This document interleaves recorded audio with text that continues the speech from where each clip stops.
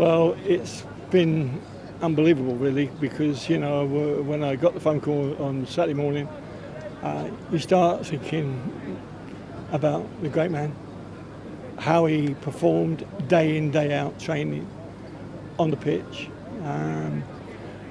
One of the most memorable things, I would say, that whether we were winning, whether we were losing at half-time or drawing at half-time, Bobby, we can score 4 more. We can score 4 goals. And that was the way Manchester United were playing. That's what he wanted. And his passing, his great goal scoring, it was poetry in motion when he picked the ball up. In the history of this. Well, you can see that now, can't you? I mean, and what I've got behind me, it's just incredible. And the statue as well. I mean, there's 3 of them there. I mean, okay, we had this when George sadly passed, and Bobby's deservedly got what he's having at exactly the same moment. It's been an incredible Bobby. A very honest, great family man. That was another thing about him. Humble.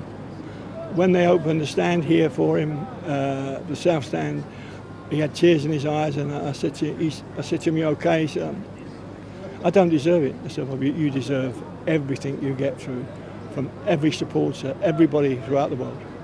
And he deserves all of it.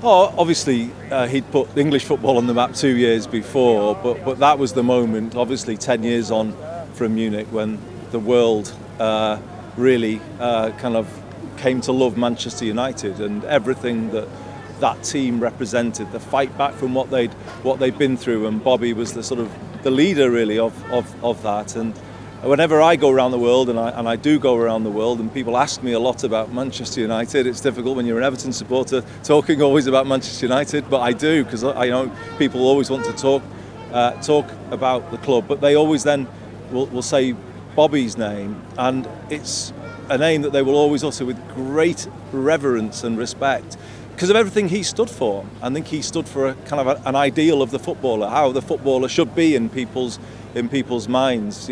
Everything about him was at the highest level, both as a footballer and as an individual. And this club, but this city, this country will miss him greatly.